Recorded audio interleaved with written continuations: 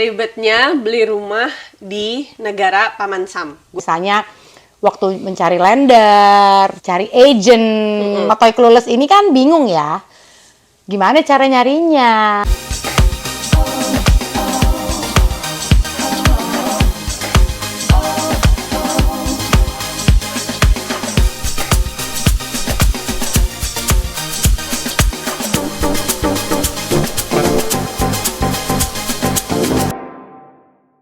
Matoy Clueless ini kan bingung ya. Gimana cara nyarinya? Nah, ini ya. Gimana cara nyari rumahnya, rumah mana aja yang available? Itu kita bisa lihat nih kalau di sini kebetulan ada website atau apps, biasanya mereka juga punya apps yang memang khusus lokasinya. Biasanya mereka per state. Bener gak sih gue? Per state ya. Nah, kebetulan kalau di kita nih, karena kita tinggal di Texas, ada Her.com. Di sini ya. Itu adalah website kesayangan kita, apps kesayangan kita dalam scrolling ya. Cari-cari rumah mana aja yang available, daerah mana aja dan lain sebagainya. Sebenarnya kalau misalnya untuk kayak Amerika yang terkenal tuh lo Zillow. Tapi yeah. Zillow itu tuh kurang spesialisasinya di Texas tuh kurang gitu. Yeah, Mungkin betul. dia secara general aja, oh ada nih si rumah ini. Tapi Yeah. kalau yang lebih detailnya itu di biasanya Her.com. Ya, biasa orang tuh lebih sering pakai itu Di gitu. Texas. Betul. Coba Her.com endorse lah, kita beli rumah dari kamu loh. Lihat-lihat di apps kamu. Sorry ya, kita udah gak sering visit lagi. Nggak ada lagi duitnya kan, udah habis. buat bayar. Nah, terus kita lihat jadinya dari si Her.com itu.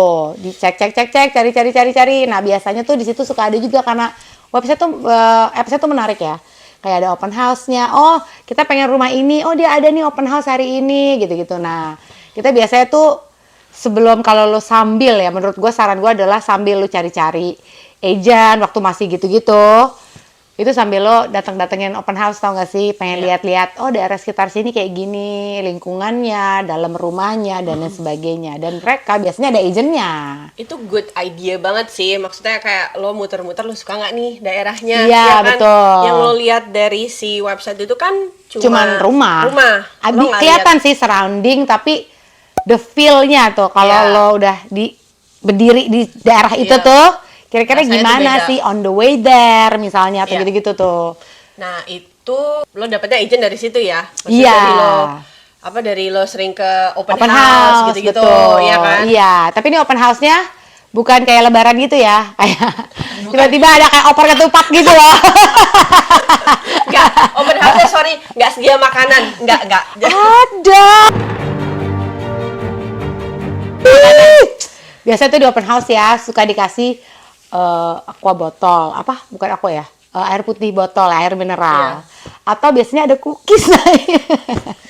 Ya open house-nya dia lebih bermodal. Soalnya gue waktu itu pergi ke 2 open house tuh. Ya ada yang nggak ada. Nggak ada sih. Cuman ada kayak kartu nama agentnya doang gitu loh. Nah itu. Sama kayak history rumahnya gitu. Dan dari situ kan lo lihat-lihat agentnya yang naruh kartunya apa segala macam gitu. Jadi kadang cara nyari agentnya kalau misalnya disponsorin kantor itu bisa ya memang agent dari kantor. Biasanya kan mereka kan pasti punya pilihan agent atau ya itu kalau sering ke open house ada nih agentnya kayaknya oke deh, kayaknya cocok nih bla bla bla dan segala macam bisa juga. Tapi again lo kan untung si agent itu ternyata connected. Sama ini gitu. That's why gue memilih dia gitu. Sekarang kan kita udah tahu agentnya apa, kita misalnya lo dari kantor berarti udah tahu, atau kalau kayak gue pengen agentnya si ini aja deh, itu bisa juga.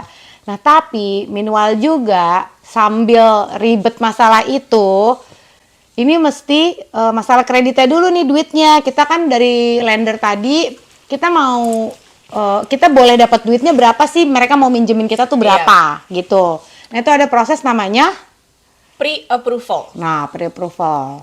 Nah, di situ tuh biasanya ada dokumen-dokumen yang saya kurang paham ya.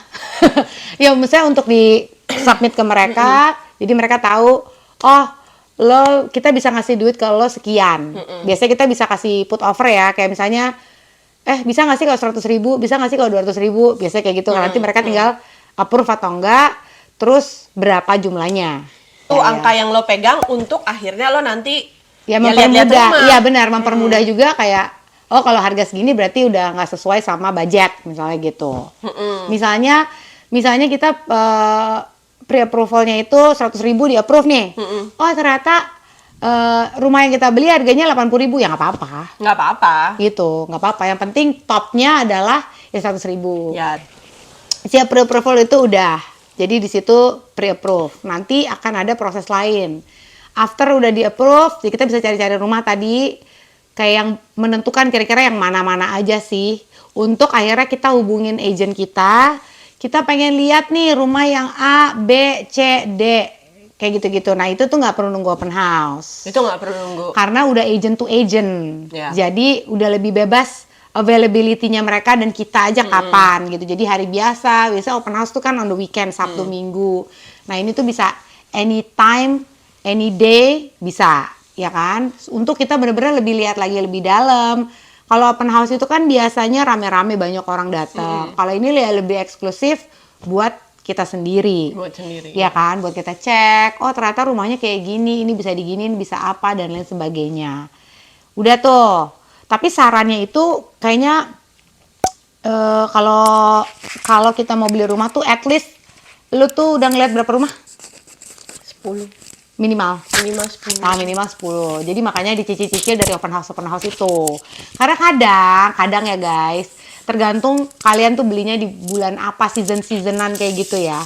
Kadang ada yang kayak segini aja nih koleksinya gitu. Atau ada yang lagi banyak banget, cuma jadi rebutan dan lain sebagainya. Ya, kalau dia yang jadi rebutan udah pasti udah kelihatan lah rumahnya udah direnov. Iya, dan bidding war biasanya. Bidding war. Gitu. Jadi memang di harga yang dari harga yang diiklankan tuh mungkin bisa kayak lebih tinggi gitu. Benar ya, tergantung kemampuan kita membayar. Dan pre-approval tadi. dari pre-approval tadi. Sebenarnya paling penting pre-approval tadi ya guys. Iya kan gitu. Nah udah oke tuh berarti misalnya oke kita udah lihat-lihat rumah dan lain sebagainya. Belum selesai ya kan. Nah kriteria lo lihat rumah apa aja? Oh benar. Kriteria kita lihat rumah tuh apa aja. Tiap orang, tiap keluarga pasti kayak beda-beda. Cuma kebetulan kalau buat gue dan Tasya ada persamaannya adalah zona sekolah seperti yang udah pernah kita bahas di episode sebelumnya, tolong dicek. Posisi menentukan prestasi itu masih berlaku guys. Betul. Selama anak lo di bawah kuliahan masih ya. SD, masih SMP, masih SMA tuh menurut kita zona menentukan prestasi. Oleh karena itu, gue dan Tanti ngelihatnya di daerah yang Khusus yang refer sekolah-sekolahnya adalah yang kita mau tadi gitu.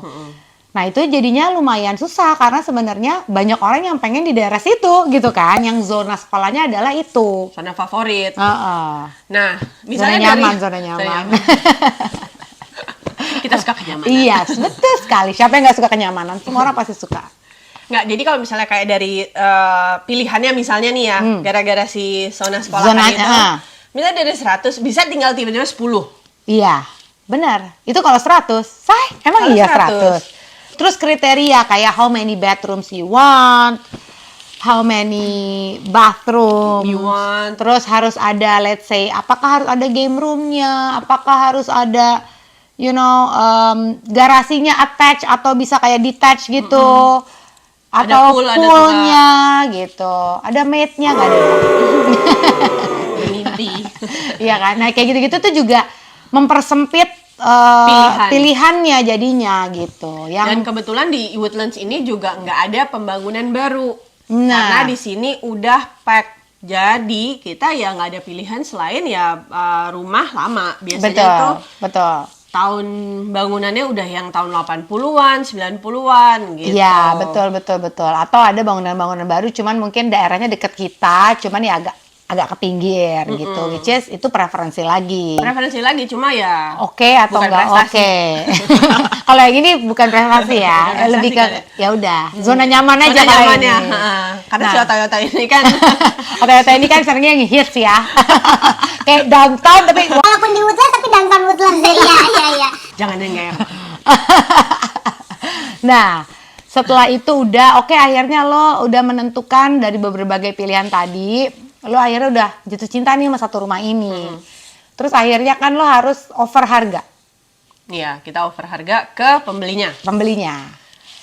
Yang beruntungnya adalah kita nggak harus kontak pembelinya, kita ngomong aja ke agen kita, suruh dia ngomong ke agen dia dan pembelinya, oke? Ya. Itu udah agak mudah ya, jadi kita nggak perlu kayak ngomong kayak boleh nggak sih harga segini, Iya, gitu iya, kan? Kadang kan suka namanya Indonesia suka nggak enak ya Ya, nggak sih? those awkward moments kita nggak Nggak perlu perlu, lewatin. betul. Kita cuma kayak, oi, Nggak gitu email sih. gini. Kita boleh segini ya. Nggak perlu nawar-nawar gitu. Nah, tapi bisa ditawar nggak? Misalnya mereka put listing di website itu. Harga let's say tadi contoh 100.000 gitu ya. Itu bisa ditawar nggak sih? Nah, di sini agent lo akan berperan.